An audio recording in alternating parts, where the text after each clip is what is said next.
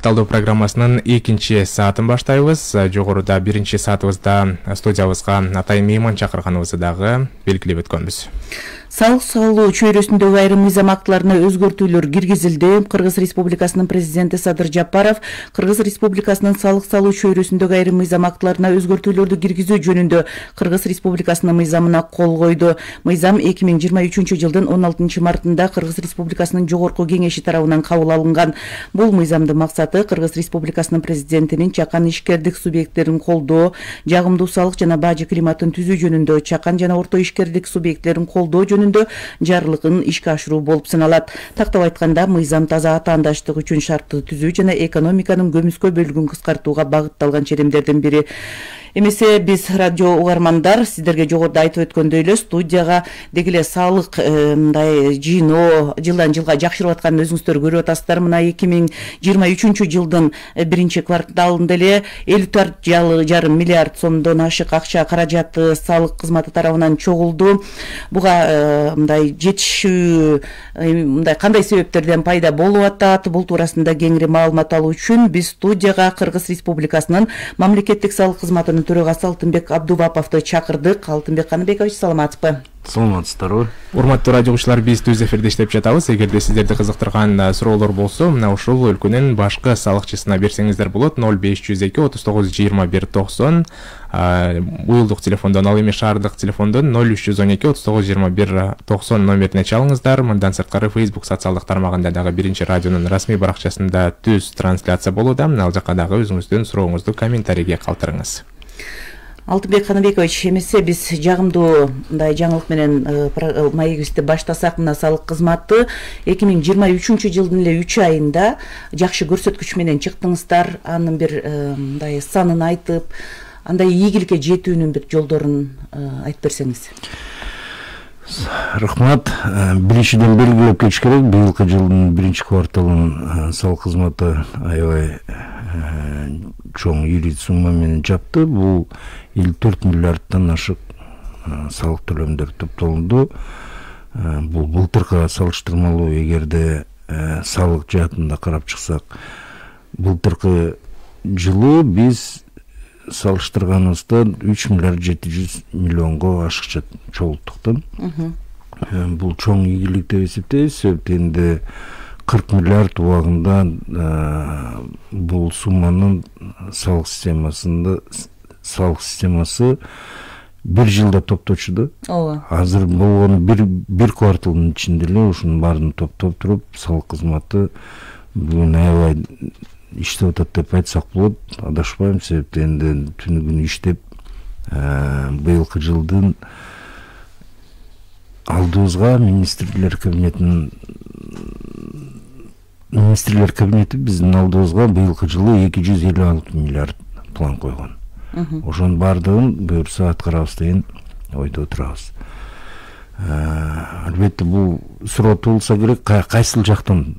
Кантип ушинтип бир жылда топтолуп жүргөн андан да ашыкча каражат кыска аралыкта топтолуп калды деген суроо. Бунун баардыгын өзүңүздөр билгендей 21 жылы, 22 жылдын биринчи кварталында болгон митингдер болуп өтпөдүбү жана ККМ аппараттарына каршы. Бирок ошондон ККМ аппараттарын биз киргизип, бүгүнкү күндө мына бүт бардык соода түйүндөрүндө турган аппараттар бардыгын фиксировать этип, бардыгын мындайча айтканда көзөмөлгө алып атып, ушунун бардыгынын жыйынтыгын мына азыркы учурда көрүп отурсак болот. Себептенде биз алга 21 жылы бизде 14-15 миң аппарат болгон, Кыргызстан боюнча иштейчү да.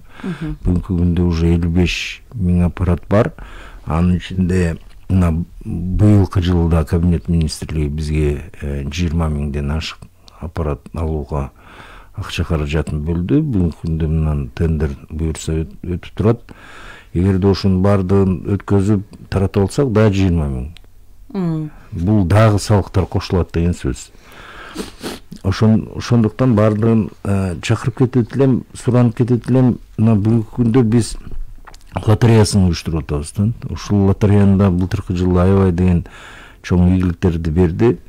бул СНГ шаарларынын ичинде эң эле жанагы призовой фонду чоң, эң эле автоматташтырылган бүт бардыгын биз санариптештирип уюлдук телефондорго киргизип бере алдык да. Бул СНГде биринчи жолу ушундай болду. Лотереясын санариптештирип ушинтип туруп киргизгендин натыйжасын биз ушул өткөнкү жылдын чогулткан жыйынтыгын карап чыкканыбызда аябай деген жакшы ийгиликтерге жетишкенбиз. Бул деген 156 миллиард чогулталдык былтыркы жылы салык төлөмдөрүн. Мына эми быйылкы жылдан буюрса ушунун баарынын натыйжасын берет деп ойлойбуз. Эми 23 жылдын планын кандай кылып толтурабыз деп сурасаңыздар, анда бул жерде мындай болуп атат да. Быйылкы жылы биз ушул ККМ чектерин, ККМ аппараттарын көбөйтөбүз. Бир эң эле биринчиден. Андан кийин өзүңүздөр көргөндөй 22 жылдын 4-кварталынан баштап ЭТТ-н киргизе баштаганбыз. Ошол электрондук товардык коштомо кагаздарын киргизип атабыз. Мына бүгүнкү күндө уже ийгиликтүү кирди деп ойлосок айтсак болот. Себептен толугу менен бүгүнкү күндө иштеп атат. Бүт азыр бизнеске бардык жакшыртууларын ыңгайлаштырууну, бүт бардыгын ушулардын иш аракеттерди көрүп, мына бүгүнкү күндө уже толугу менен кирди десек болот. Себептен бул электрондук товардык коштомо, бул илгерки эле товардык коштомо, бирок ушунун баардыгын биз электрондук форматка киргизе алдык да. Эми ушунун баардыгын быйылкы жылы киргизип, андан кийин бул жылы биз салык системасы анализ жана тариздөө жасайбыз деп туруп быйылкы жылы пландаштырып атабыз да. Бүгүнкү күндө уже толугу менен анализдер жасап, бүт ким кайсыл мекеме, ар бир мекеменин тариздөөгө өттүк да. Ар бир мекеменин каяктан алып, каяка сатып, кимге сатып, кандай жол менен сатып атканын, ошонун баардыгын биз бүгүнкү күндө көрүп отурабыз. И ошонун баардыгын анализдеп, ишкерлердин жана катасы кетирген болсо, анын баардыгын жыл бүтүп, анан кийинки жылдары жана проценттер менен болуп кетпеш үчүн биз өз убагында сиз бул жагынан ката кетирип атасыз. Сиз бул жериңизде туура эмес болуп калды, же ашыкча берип койдуңуз, же наоборот азыраак берип койдуңуз деп туруп, ушунун баардыгын биз бүгүнкү күндө салык системасы бунун баарын көрүп, бунун баарын санариптештирген үчүн ушулардын баардыгы болуп атат да. Мен ойлойм, быйылкы жылда биздин алдыбызда аябай амбициоздук план коюлуп атат, бирок ошонун баарын аткарабыз деп туруп толук ишенип кете алам да. Мына Алтынбек Канымбекович, сиз жогоруда айтпадыңызбы, мына ушундай фискалдаштыруунун жыйынтыгы менен салык кызматы мына 2023 жылдын 1 кварталында эле буга чейинки жылдарда 1 жыл бою топтоп келген салыктан дагы көбүрөөк салык, 15 миллиардка көбүрөөк болуптур да, мурда 1 жылда 40 миллиардка чейин топтоп келсе, азыр мына 54,5 миллиардтан ашып кетип атат. Эми буга ККМдин жанагындай фискалдаштыруунун таасир эткенин айттыңыз. Андан тышкарыда кандай таасирлер болушу мүмкүн? Бунун баардыгын негизи дүйнө боюнча ушул санариптештирилип кетип атат бүгүнкү күндө.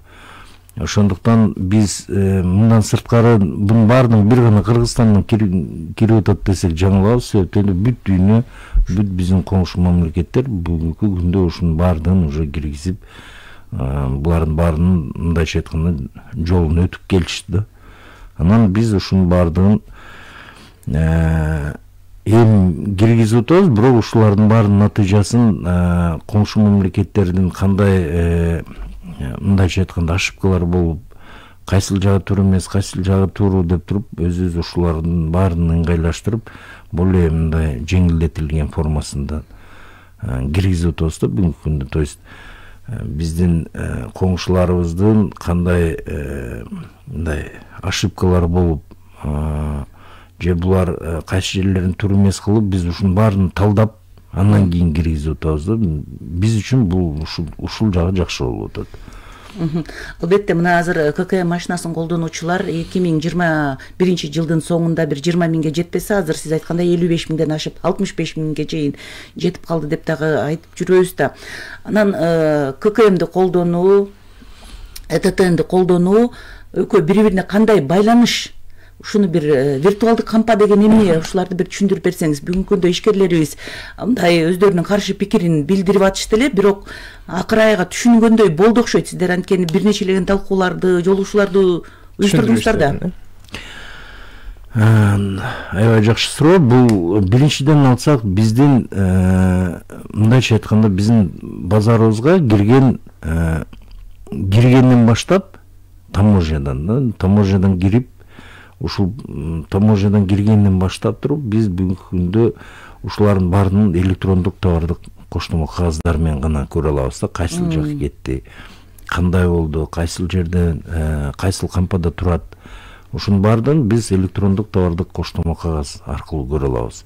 Өзүңүздөр билесиздер, убагында мына пандемия болуп өтпөдү. Ушул пандемия кезинде биз убагында кайсыл жерде кандай, кимде кандай товар бар экенин да билбей калганбыз. Ишкерлердин баардыгын үйлөрүнө киргизип алып, андан кийин алар үйлөрүнөн же ишкерлер чыга албайт, же биздин мамлекетибизде кээ бирки социалдык товарлардын кайсыл жакта кимде бар экенин да билбей отурганда. Анан ошонун негизинен мисалга алсак, кээ бирки социалдык товарлар кампаларда турат, а биздин өкмөттөрүбүз убагында ушунун башка мамлекеттерден жардам сурап жүрүшкөн. Себептен эч кандай бир маалымат жок болчу да. Бүгүнкү күндө биз ушунун баарын көрүп турабыз. Ушул электрондук товардык коштомолор ушулардын баарын бизге жардам берет көргөнгө. Мен мисалга келтирип кетсем, ошол эле хлорка маселеси туруп калган. Хлоркасын таппай араңдап 2-3 күн дегенде ушул хлорканы тапканбызда, бир ишкердин үйүнүн алдында ушул хлорка уже жайнап, чаңга буланып жаткан жеринен ушунун баарын сатып алганбыз да. Ошондон кийин ушул баардык биздин бүгүнкү кыймыл аракеттерибиз ушунун баарын фискалдаштыруу болуш керек экен деген оюбузга келген да. И вот пандемия жабылгандан кийин ушунун баардыгын бүгүнкү күндө автоматташтырылып, биз бүгүнкү күндө кайсыл мамлекетибиздин кайсыл жерде канчалык кайсыл товар сатылгандан бери айтып бере алабыз да. Демек, республиканын ичиндеги баардык товардын эсеби бар. Эми жанагы ЭТТН депчи, электрондук товарда коштомо кагазы дегенде кээ бирөөлөр түшүнбөйбүз деп атпайбы? Негизинен бул эми жанагы дүкөндө отурганда эле сатуучулар өздөрүнүн мындай китепчесин ачып баардык товарын жазып жүрөт го. Ошону бир электрондук форматта жана электрондук кампа дегенде визуалдык негизде айтканда ушундайбы? Анан ККМ менен анын байланышы кандай болуп атат? Сиздер баардык товарды көрүп атасыздар да. Бул жерден эгерде тактап айтып кетсек, бир аз мындай болуп ататын, ишкерлерге кайта ыңгайлаштыруу болгон. Анан магазиндерде отургандарга бул электрондук товардык коштомолор булар кереги деле жок, по сути. Ошондуктан биз буларга болгону, булар өздөрүнө уюлдук телефондон кирип, виртуалдык складынан карап чыгышса болот. Буга ушу поставлять эткен ишкер чынында мисал 10 литр сок жаздыбы же 100 литр сок жаздыбы. Себептен де бизде буга чейин канча деген маселелер болгон, канча деген проблема болгон. Себептен де магазиндин ишкери ал эчтеке билбей эле отурат, а тиги ишкер ал болсо миллиондогон товарларын жазып салган. Андан кийин биз таап туруп жана магазинге көргөзсөк, алар биз андай саткан эмеспиз, биз аз эле алган эмеспиз деп. Ошентип туруп көп нараазычылык болуп атканда негизиненчи. А бүгүнкү күндө биз ушунун баарын электрондук форматта киргизип койгонбуз. Магазинчи кирип алып туруп өзү карап отурса болот. Эгерде ал магазинчиге мындайча айтканда көп жазылып калган болсо, ал магазинчи ким жазган болсо ошонун баардыгын айта алат да. И ошол эле убакыттан салык системасына бизден ушунун баарын уже жөн гана киргизип койбостон эмес, биз ушунун баарын талдап отурабыз бүгүнкү күндөгүчү. Бизде салык негизи жааматы отуруп целый подразделениялар түзүлдү. Ушулардын баардыгын анализдөө биздин даярдандык да баардык жактанчы эми жөн эле маалымат болуп калып кала бербеш үчүн биз ушунун баардыгын убакыт саатысы менен контролдук кассалык машиналардан, ушул виртуалдык складтардан көргөн бүт анализдерибизди алып чыгып туруп, ушунун баардыгын карап отурабыз. Кайсы жерде кичинекей магазинге көбүрөөк жазып койгон болсо, ошону да көтөрүп, эмне себептен болуп атат, ишкерге чалып, ушундай болду эле деп туруп такташып алган жерлерибиз болуп атат. Ошондо жалпы виртуалдык кампада турган товарды эгер сата турган болсо ККМден дароо көрүнөбү? Ал кантип эсепке алынат? Электрондук транспорттук коштомо бул биз эгерде ушул товардын кайсыл жакка бөгөттөлүп, кайсы жакка движение болуп аткан болсо көрө алабыз. Анан эми бул ушунун бар жогу таможня жактан кирип атат. Электрондук коштомо менен ушунун баарын көрүп турабыз. А контролдук кассалык машина ушул обороттон чыгарып койчу жер да. Бир гана контролдук кассалык машина менен гана чыгат. И ошон башка бир ыкма табылыр элек да дүйнө жүзүндөчү. И ошонун баардыгын биз карап отуруп, кайсыл жерде топтолуп, кайсыл жерде кассалык аппарат урулуп атат, кайсыл жерде урулбай атат, ушунун баардыгын онлайн форматында бүгүнкү күндө көрүп отурабыз. Алтынбек Канбекович, эми мына ККМ аппаратын сиздер быйыл 20 миңди акысыз сатып беребиз деп атасыздар. Былтыр 10 миңди сатып бердиңиздер эле. Мына ишкерлер менен болгон жолугушууда ишкерлер айрым учурда ушул аппаратты иштете албайбыз деп айтканы бар, бирок сиз ага дагы жоопту берип атасыз. Анткени баардык мындай жаңы технологияларды колдонуп эле кантип ушуну колдоно албай каласыздар. Тескерисинче бул сиздерге жеңилдик алып келип атат деп түшүндүрүп атасыз да. Анан ККМ аппаратын акысыз кантип кимдерге берилет? Bunun büt bardык негизи кайсыл ишкерлердин муктаж болуп аткан болсо, ошол ишкерлер сатып алууга мүмкүнчүлүгү жок болуп атса, ошолордун баардыгына биз бүгүнкү күндө таратып келе атабыз. Мына азыр 20 миң ККМди алсак, ошондо баардыгын ким ошонун баарын сатып ала албаса, ошолорго таратып берип атабыз да. Негизинен ишкерлерибиз өздөрү алыш керек болчу, бирок ушул кабинет башчыбыз Акылбек Үсөнбекович ушундай чечим кабыл алды.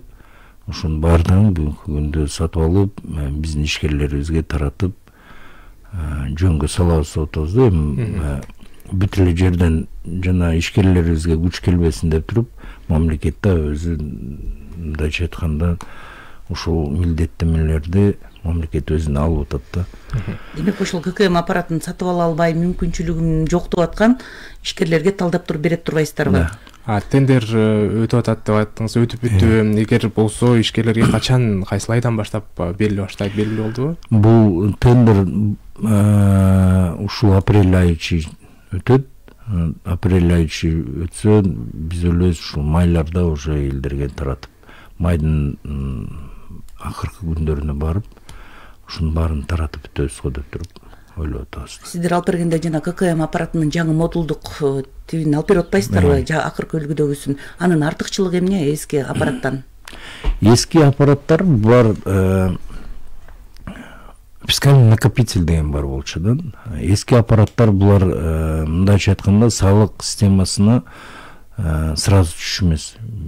Бир топ убакта бул бир жумага жакын убакытта салык кызматына түшчү да.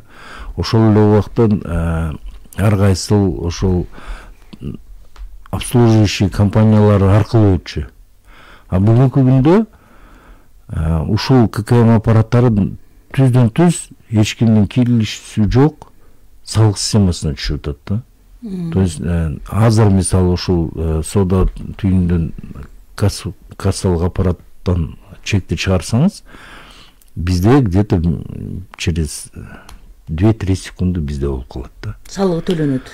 салыгы эми ошонун баарын топтоштуруп анан кийин булар мындайча айтканда ай бүткөндө төлөшөт да. Негизи биз уже онлайн форматта көрүп турганыбыз салык системасы бул уже мындай чоң ийгилик десек болот да. Себептен мына өзүңүздөр көрүп атасыздар, убагында 40-50 миллиард акча топтолсо, мына бүгүнкү күндө биз уже 22-жылды 156 миллиард менен жаптык да.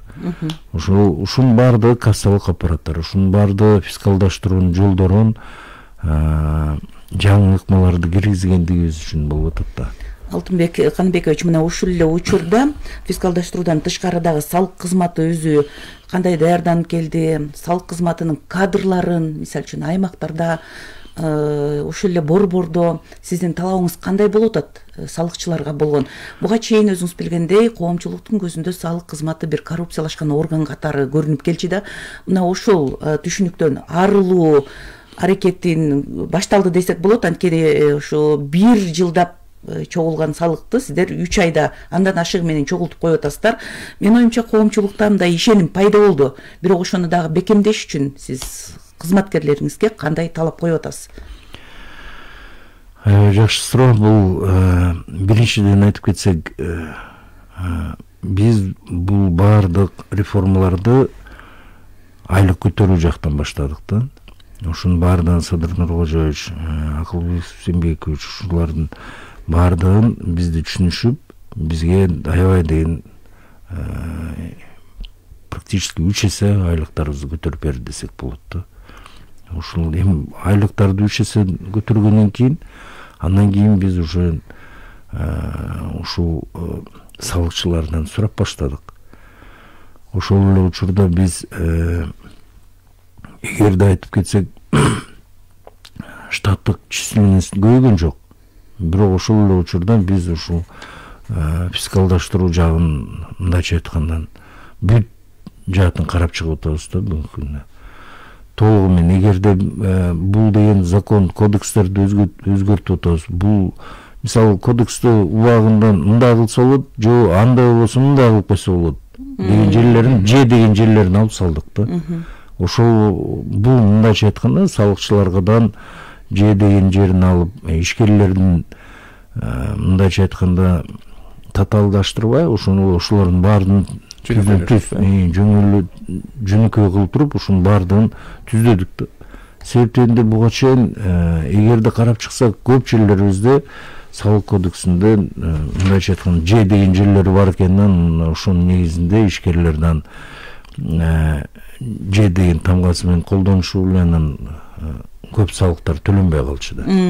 Анан бүгүнкү күндө ушунун баарын түздөп алып, мындан жакшы жыйынтыктарды берип атат деп ойлойбуз. Себептен негизи салык кодексин мына азыркы аябай дүйнө боюнча катуу ылдамдык менен кетип атпайбы дүйнөчү.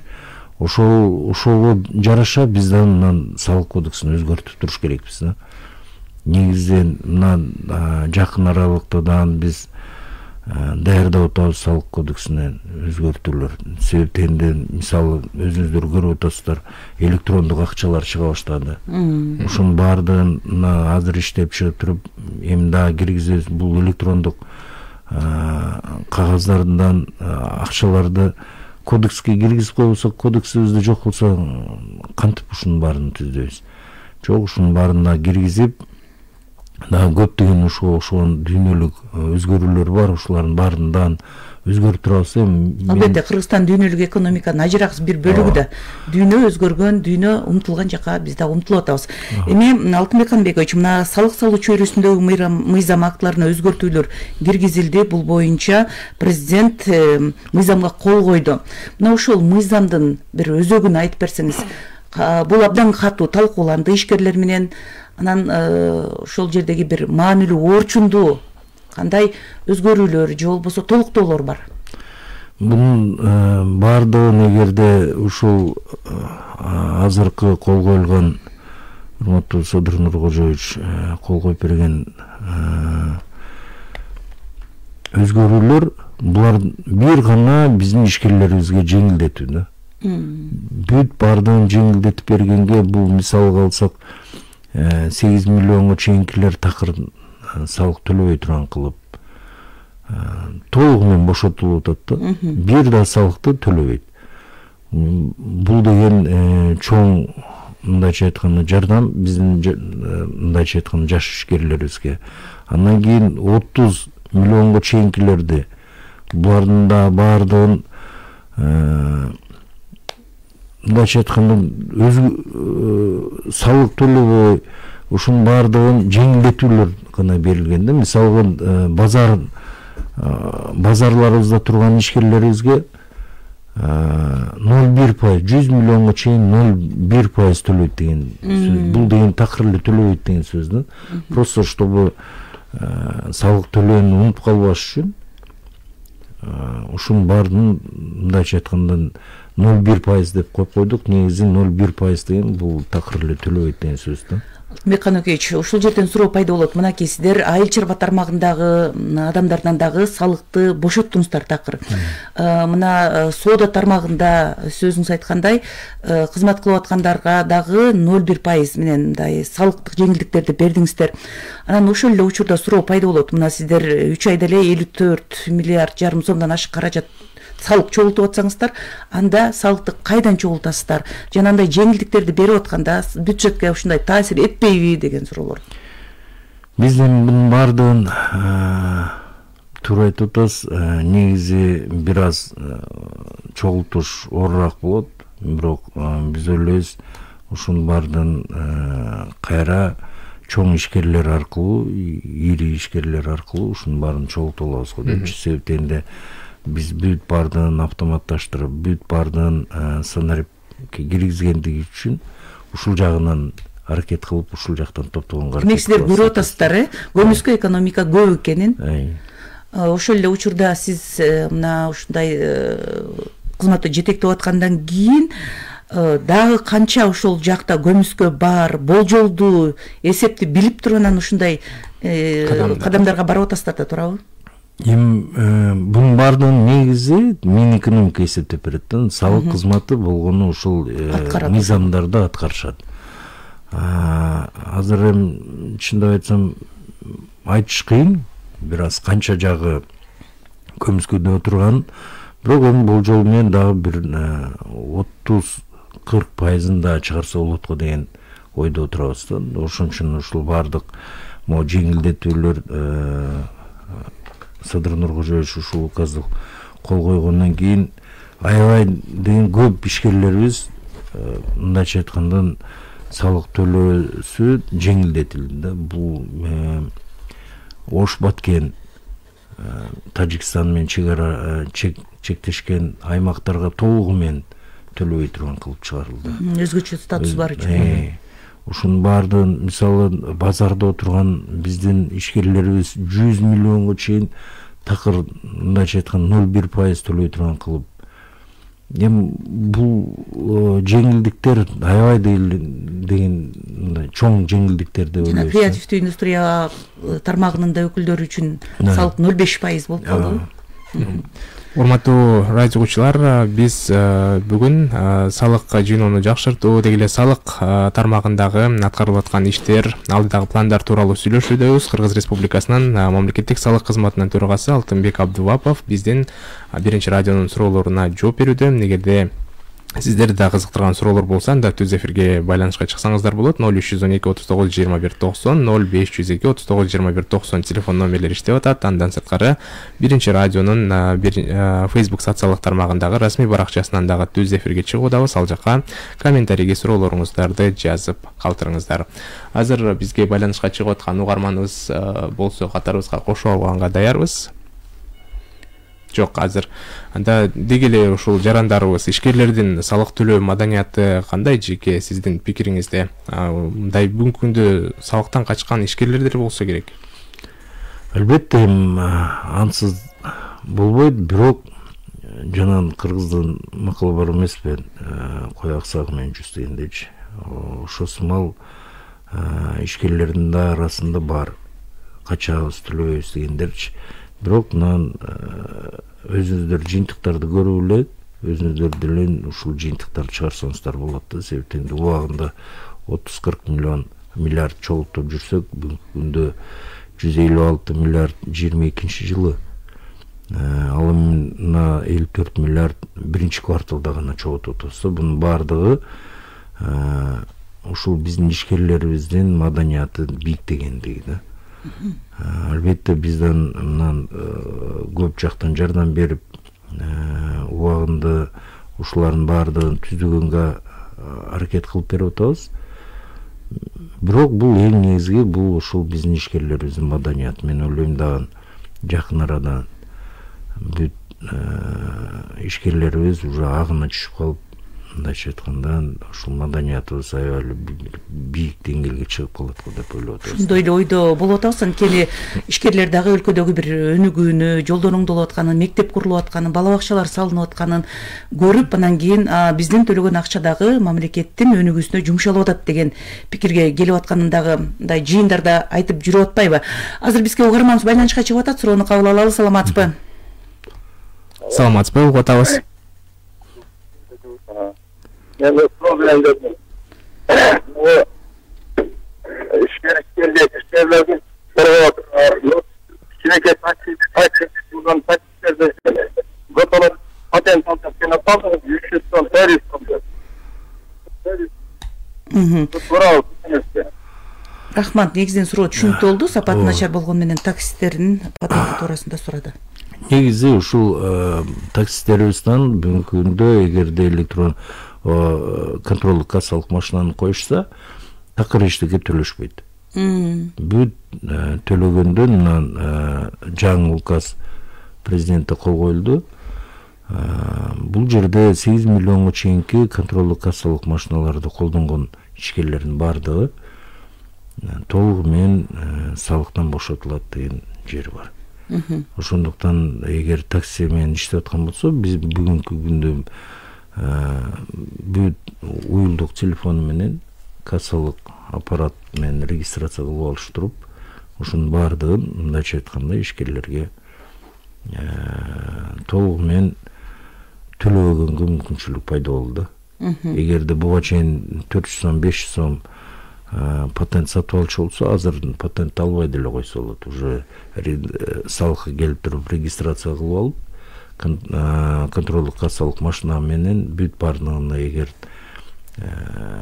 кассовый чек берчү болсо, анда мындайча айтканда толук 8 миллионго чейин. Таксист мен ойлойм 8 миллион бир жылда таппайт. Бир жылда таппайт. Ошондуктан булардын баардыгын бүт салыктардан бошотулуп калышат. Эми Алтынбек Каныбекович, ошол эле учурда баягы кандай айыптар каралды, айыптарга кандай жеңилдиктер берилди мыйзам боюнчачы? Анткени бүгүнкү күндө биз көрүп атабыз, баягы ККМ аппаратын өзүнө коюп алганы менен, бирок аны көп эле колдонбогондор деле бар. Мындай сурабасаң фискалдык чекти бербегендер деле бар. Ушунун баардыгына азыр указдан белгиленип кеткен электрондук коштомо кагаздары эгерде убагында жазылбай калчу болсо, анда ушулардын баарына быйылча айып салынбасын депчи. Анан ошолордун баарынан биз ага да макулбуз, себептен бизде сөзсүз эле жана айып пулдар чогулталуу эле бул мындайча айтканда биздин цель эмес да. Бизде эң негизги бул ишкерлерибизди түздөө. Чтобы агына чыгып, ишкерлерибиз таза, мындайча айтканда таза ишкердикти алып баруу да. Ушинтип эле иштеп турушса, бизге себептен айып жагынан көп деле бул максат эмес. Максат эмес. Демек бир жылга дагы жылдырылган турбайбы, туурабы? Дагы көнүш керек э. Эми дагы бир жаңылык ушул салык жаатында, бул чет элдик компаниялардын дагы Кыргызстанга катталгандан кийин салыкты төлөй башташы, бул жана Google салык. Ушул Google салык бул эми салык төлөөнүн маданиятын дагы бир көрсөтүп койду окшойт. Туура айтасыз. Негизи бул ушул бир ийгиликтердин бири деп эсептейбиз. Себептен мына Google салыгын киргизип алдык. 22 жылдын жыйынтыгы менен бизде ушул Google салык боюнча 50 миллиондон ашык Google салыктан түштү да. Бул ден жаңы, бул Facebook, Instagram ушуга окшогондор еще төлөй элек. Бунун баардыгы мисалы Россиялык компания Яндекс ушулар төлөп башташты. Ал эми америкалык мекемелердин баарына биз каттар жөнөттүк. Бүгүнкү күндө ушул американский посольствонун өкүлмени да чакырып, аларга да кагазыбызды бердик. Америкада биздин посольствобуз бар Кыргызстанда, ошолор аркылуу да бүт бардык мындайча айтканда бизде Google налог келгендигин, бизге да төлөш керек экендигин биз бүгүнкү күндө маалыматтарды берип, Facebook, Google ушулардын баарына берип атабыз. Мына Google жакын арада Google компаниялары уже Google налогтун төлөйбүз деп туруп регистрацияга турушты да. Эми мен ойлойм, быйылкы жылы да бул көп ишкерлер, четтен келген ишкерлерибиз иштеп башташат. Анан ошонун негизинде биз Google налогту да толугу менен иштете баштайбыз да. Бүгүн 39 ишкана катталды, чет элдик. Азыр биздин Facebook баракчабыздан дагы угарманыбыз мына бул Бишкек шаарынын Киев Жашкварзия көчөсүнүн кесилишиндеги ням ашканасы берген чек. Биз фискалдык чек талап кылсак, кийилбей эле бүгүн жок деп койду. Ооз ачар учур эле, бир да бош орундук жок болуп, эл көп келип жаткан учур болчу. Аларды көзөмөлдөө болобу дейт. WhatsApp тиркемеси аркылуу дагы чегин көрсөткөн. Бул ошондо ичкен тамак ашынын эле бүт эсеби мындай менен жөнөткөн экен, чегин тартып.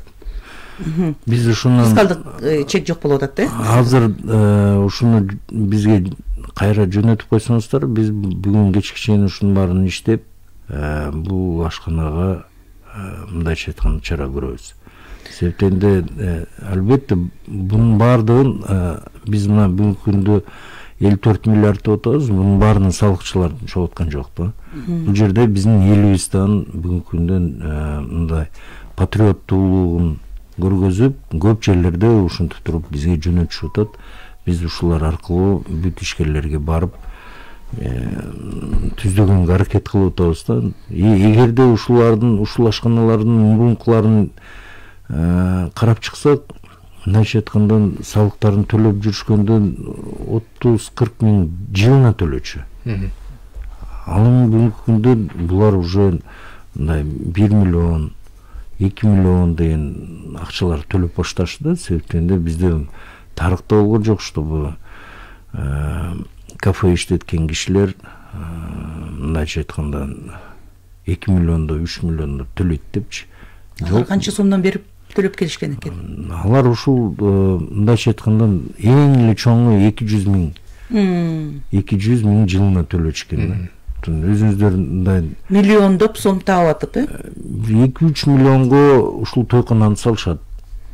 Анан кийин көргөзгөнү болсом, биз болгону мына бир аз эле соода болду деп туруп, жылына 200 миң сом болгону төлөшчү да. Бүгүнкү күндө ушулардын баардыгы 3-4 миллионго жылына төлөшүп атат. Эми мындайча айтканда баардыгы азыр ишкерлердин баардыгы бизге капа. Бирок эми биз болгон соодасы болгонуна гана. Анда Алтынбек Канарекович, биз азыр адилеттүү салык системасы орноп атат десек болобу? Мисалы үчүн 1 миллион тапкандар ошого жараша салык төлөп, 1000 сом тапкандар ошосуна жараша салык төлөп атат, туурабы? Мурда бирдей эле салык төлөп келишкен да көпчүлүк учурда, туурабы? Көп акча тапканы деле аса чакта. Туура айтасыз. Мен толугу менен ушунун баарын адилеттүүлүк келип орноду десек болот. Себептен мисалы бүт ишкерлердин баардыгы ушулардын биз биринчи эле инвестор келгенде бул салык системасына келип туруп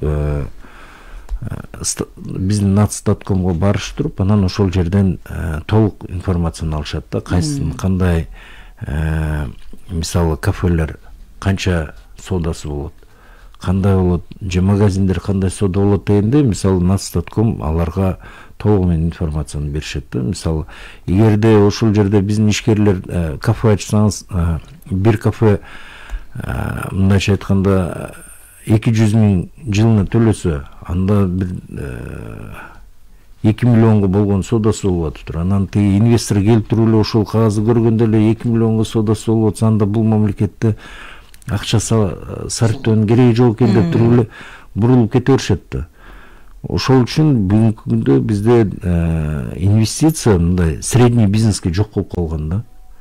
Себептегенде булардын баардыгы мисалы Америкада отуруп алып туруп биздин аттаткан данныйларын алып алышып туруп, анан ошого карап туруп анализ демек же бул жакта чынында содасы жок мамлекет, же болбосо коррупция өтө күч алган мамлекет экен деп туруп, ошол эле жактан Америкадан чыкпай туруп, Кыргызстанга келбей туруп анализ жүргүзүп коюшуп туруп эле, анан бул жака акча каржылоонун кереги жок экен деп туруп эле ушундай жыйынтыкка келишет да. Эми мен ойлойм азыркы күндө уже бүт бардык статистикалык данныйларыбыз аябай эле өстү да. Өсүп ушунун баардыгын азыр бүгүнкү күндө мен ойлойм уже ишкерлерден инвестиция кыларда башка мамлекеттерде отуруп алып, башка мамлекеттин инвесторлору ушулардын баарын карап чыгып, мындайча айтканда бул жака кызыгуу пайда болушу мүмкүн да. Себептегенде биз Нацстаткомдун цифрларына маани бербегени менен чет мамлекеттен буларга аябай чоң маани беришет да. Ошондуктан ушунун баардыгын мен ойлойм таза бүт ишкерлерибиз түз иштеп башташса иштеп атышат бүгүнкү күндө. Ушунун баардыгын убакыт саатысы келеттен инвесторлор да пайда болуп калышат да. Алтынбек Каныбеков, сиз жогоруда айтпадыңызбы, мына салыктагы ийгиликти жаратып аткан чынында эл депчи. Анан ККМ аппаратын колдонуп аткан мындай соода түйүндөрүнө барып, фискалдык чекти талап кылып, анан сиздерде бир лотерея ойнотуп атасыздар. Мына быйыл бул дагы улантылды. Ушундагы бир байге фонду жөнүндө лотереянын жыйынтыгы кандай болгон, ошону улантып жакшы жыйынтык берген үчүн аны уланттыңыздар да. Туура айтасыз. Быйылкы жылы бизде аябай байгеси, лотереянын байгесин аябай өстүрдү. Бунун баардыгын министрлер кабинетинин төрагасы толугу менен каржылатып берди. Быйылкы жылы призовой фондубуз мындайча айтканда 200 миллиондон ашыкты. Ушунун баардыгын эгерде призовой фонд жөнүндө айтып кетсек, бул 40 машина электрондук электромобилинен 40 электромобиль 20 деп атпады эле, дагы өстүбү? Бул мындай болуп атат да, азыр бүгүнкү күндө биз 40 деп эме кылганбыз, бирок 20га уже мындайча айтканда берилди да. Бирок 20сын да караштырышып атат. Эгерде ушунун баардыгын ишке ашып кетсе, то уже 40ка чыгарабыз. Эгерде ишке ашпай калса, анда уже ошол 20 деле бул чоң эки ойнотум жүргүзөбүз деп атабыз. Бул жайкысында 1-июлда и 31-декабрда. Ошол эле убакта квартиралар берилип атат. Дайсын деп туруп, мынан биздин кыздарыбыз ошол бүт мындай мода болуп аткан эме фендер. Ошолордон бери бүт мындайча айтканда призовой фондубуз аябай чоң өстү. 10 батыр, 2300 байге болот турбайбы? Жалпысы 200 миллион сомдон. Анан буга чейин былтыркы ойнотулганында демөөрчүлөр дагы колдоо көрсөттү эле. Быйыл дагы демөөрчүлөр эгерде мындай ушул чек талап кылып байге утуп алып утушуна, лотереясына мындай колдоо көрсөтөм десе, аларга мүмкүнчүлүк бересиздерби? Азыр бюджеттен каржыланат атат. Азыр толук менен бюджет. Биз быйылкы жылдын ушул призовой фондун бир гана бюджеттен деп чечтик да. Эгерде ишкерлер өздөрүдөн былтыркыдай толугу менен каржылап берет элек деп эме кылышсадан, биз быйылкы жылы уже чечим алынып калды. Акча бөлүнүп, ушунун баарын уже мындайча айтканда ойнотуп баштадык да. Батырлер бизге кызыктуу болуп атат. Бул эми салынып аткан үйдөн болобу же даяр үйгө мындай утуп алган киши кирип эле барабы? Негизи бул жерде баарында суроосу ушул болуп атат азыр чынында. Жок, бул бүткөн үйдөн. Бирок жаңы бак элде элитке деп атпайбы, ошондой бүткөн үйдөн батырлердин баарынын тех паспорту бар. ушундай үйлөрдө ойнотобуз да. Себептен де тех паспорту жок үйдө ойнотконго мындайча айтканда мүмкүнчүлүк жок да. Ошондуктан тех паспорту бар үйлөрдүн баардыгы ойнотулат. Бул толугу менен биз ойлойбуз ушул квартиралардан подписоо болуп калат да. Подписоо, бирок ушунун баардыгы затон 10. Былтыркы жылы бир квартира коюлган болсо, быйылкы жылы бул 10го өсүп атат. Бунун баардык биздин жарандарыбыз болгон соодасын кылып атат. Ошонун эле соодасын телефон, уюлдук телефонуна эле киргизип турушса эле утуп калышы ыктымал болуп атпайбы? Тиркемеге, сканерлеп. Эми мына салык декларациясы да жүрүп атпайбы? Салык декларациясына биздин мындай коомчулук кандай маани берип атат? Буга чейин бирдиктүү салык жылы эле келген, анан бул жолу кандай болуп атат салык декларациясын тапшыруу коомчулукта кандай болуп алынды? Биз бүгүнкү күндө жылдырган жокпуз, себептен де бүт баардыгын мындайча айтканда көпчүлүгү тапшырып бүтүштү. Bunun баардыгын биз быйылкы жылы жеңилдетип бергенге аракет жасадык да. Себептен де мурунку жылдары сиздер ушул декларацияны тапшырып атканда ар бир мисалы үйүңүз же машинаңыз болсо ушулардын тех паспорттарын көтөрүп алып, ушулар менен толтуруш керек болуп атса, биз быйылкы жылы баардык тапшыруучуларыбызга толугу менен мындайча айтканда өзүнүн иненен киргизсе, ушул кайсыл болгон мүлкү болсо, ошонун баардыгы өзү эле тартылып автоматтык түрдө кире турган кылып койдук да. Ушул салык декларациясы мисалы үчүн мен тапшырсам, кайра социалдык же мүлктүк эсептерди чыгарып алсам болобу? Жана вычет деп атпайсызбы ушуну? Анда баардын ушулардын баарын топтоп, эгерде мисалы ошол эле ипотекаңыз бар болуп туруп, ипотеканы төлөп атпайсызбы? Ошонун төлөгөндөрүңүздүн баардыгын кагаз жүзүндө декларация түшүрсөңүз, ушуну кайтарып алганга, салыгын кайтарып алганга мүмкүнчүлүк болот да. Ошон мүмкүнчүлүктөр көп. Негизинен мына быйылкы жылы биз кэшбэкти киргизебиз деп атабыз. Бул кэшбэктен жакын арада киргизебиз 1-ден 3%га чейин. Ушунун баардыгын киргизип бүтүрүп алсак, мен ойлойм бул дагы көп түрткү берет. Себептен де ар бир жарандарыбыз мындайча айтканда соода кылып атат. И ошол кассалык чектерин топтоп туруп эле, ошол кассалык чектерин салыгын өзүнө кайра кайтарып алса болот да.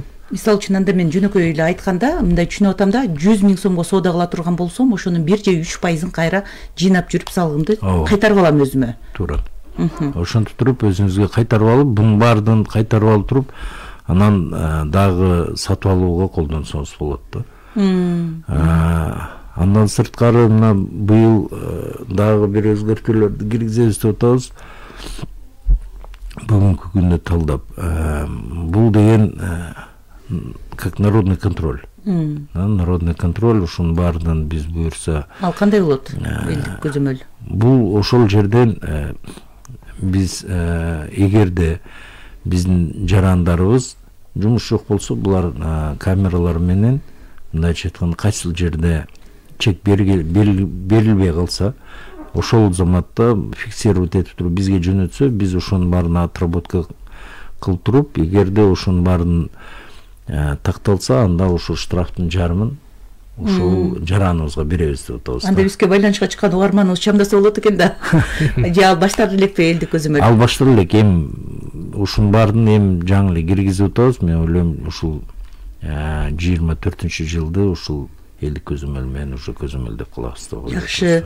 Салыкчыларга ийгилик, салыктын өлчөмү көбөйгөн жок, бирок салыктын көлөмү жогорулады дейт. Бул туура эле. Рахмат. Негизи эгерде ушунча мындайча айтканда мурункуларга караганда 2 эсе 3 эсе көп салык чогултулуп атпайбы? Бунун баардыгы болгону ставкалары, бир да ставкалар көйгөн жок да. Кайта мына указ чыкты, бүт биздин ишкерлерибизге жардам берүү указы да булчу. ушул жерден эгерде карап чыксаңыздар, бул жерде бир да ставкалары көбөйбөйт, кайта ушунун баардыгын ылдыйлап кетип атат да. Анан ушунун баардыгын эгерде мындайча айтканда бул талдоо, бул көмүскөдөн чыгаруунун жолу менен гана көбөйүп атат да бүгүнкү күндө. Мен ойлойм, эгерде ушул темп менен кетсек, азыр народный контроль дегенде киргизип алсак, ушунун баардыгын мындайча айтканда дагы жакшы ийгиликтерди берет да. Көмүскөдөн дагы көп ишкерлерди чыгарып алабыз. Себептен бул штрафтын жарымы деп туруп биздин коңшу мамлекеттерден колдонуп башташыптыр.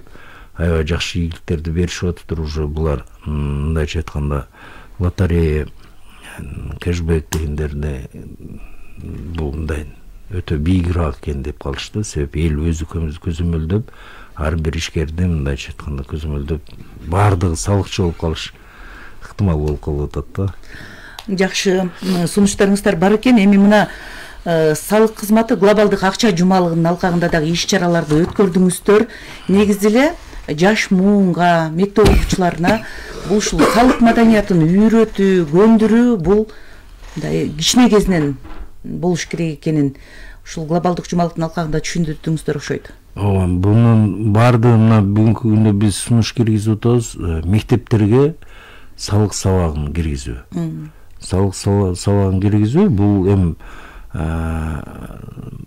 такай эмес, бирок убакыт менен ушул мектептерде себептенде бүгүнкү күндө финансылык сабаттуулук сабактарын киргизиш керек дейсизби? Ушуларды киргизип, ушул биз мектептеги окуучуларда ушунун баарын мындайча айтканда кичинекейинен баштап ушунун баарын түшүнүүгө болуш керек. Түшүнүк, анан кийин талап кылуу деген ушул кичинекейинен болсун деп атабыз да. Себептенде бул негизи биздин ушул салык культурабыз мамлекеттин эң биринчи показатель бул кассовый чек да. Бизге конок келе кайсыл башка жактан бирөө келсе да, ал мисалы алып келген акчасын мындайча айтканда өзүнүн бүт расходторун подтверждать этип, ушунун баарынан топтоп өзүнүн кассасын киргизиш керек да. Бизге келгенде болсун, бизде кассовый чекти эч ким бериш эмес.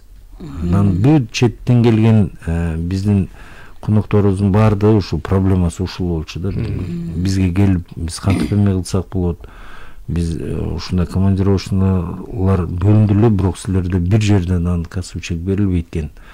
Жана чөнтөк чыгымдарын дагы бекемдей алыш эмес турбай көргүзөт бере алыш эмес, Ошол эле посольстволордо иштегендер такай ушунун баардыгынан басым коюшчу да, ушул жагын оңдоп берсеңер депчи. Бирок бүгүнкү күндө биз ушунун баарын түздөп алдык. Мен ойлойм, көп жерлерде, кайсы жерлерде болбосун, азыр бүгүнкү күндө уже эгерде 21-жылы кассовый чек бересизби десеңиз, сизге ишкер айтчыдым, кандай кассовый чек деп туруп. Ал эмне деп сурачу деп тура. Эмне дешин. Бүгүнкү күндө уже сиз сураганыңызды беришип атат да. Эми көп жерлерден дагы берилбей калып атат, бирок ушулардын баарын эми акырындык менен баарына киргизип атабыз да, аракет кылып. Бүгүнкү күндө мына биздин салыкчыларга да рахмат айтып кетет элем. Бунун баардыгы түнү күнү иштеген натыйжасы. Себептен ушунун баарынын ким кайсыл убакта мына соцсетиден бизге келет, бирөө түнү жумушунан келип туруп жана жерден кассовый чек бербей койду деп туруп маалымат берет. Биз ошону ким кайсыл убакта көрсө ошонун баарын тыштап ортого, ошонун баардыгын анан эртеси талдап, ошонун баардыгын анан жөнгө коюп келет атабыз да. Бул деген ушул салык жааматынын толугу менен иштеп аракет кылгандыгы да. Азыр жалпы штаттык бирдик канча болот салыкта? Бүгүнкү күндө бизде эң эле эгерде советтер СССРдан чыккан мамлекеттерден эсептесек, эң эле кичинекей штат бизде бул 2700. Бирок ушул 2700 киши мындай тоонун аңтарып атат деп айтсак болот да бүгүнкү күндө. Рахмат сизге. Атайын убакыт таап келип биринчи радионун суроолоруна жооп бергениңиз үчүн ишиңизге ийгилик каалайбыз. Урматтуу радио каармандар, эсиңиздерге салып өтсөк, мына 2023 жылдын 3 айында салык кызматы 54,5 миллиард сом салык жана камсыздандыруу төгүмдөрүн чогултту. Бул пландан ашыкча аткарылганын көрсөтүп турат. Ошондой эле дагы бир жаңылык, бул салык салуу чөйрөсүндөгү айрым мыйзам актыларына өзгөртүүлөр киргизилди. Эми ардактуу радио каармандар, ушул эле программабызды эми сиздер биринчи радионун Фейсбуктагы баракчасынан кайталап көрүп угуп алсаңыздар болот. Бүгүн биздин студияда мамлекеттик салык кызматынын төрагасы Алтынбек Абдувапов суроолорубузга жооп берди. Ушуну менен Кыргызстандын маалымат талдоо программасынын 5-апрелдеги таңкы чыгарылышын аяктайбыз. Программаны Найзира Молдокулова жана Надрет Артыкбеков алып барды. Түз эфирде Максат Мамралиев жана Азиз Шокморов бизге көмөктөштү.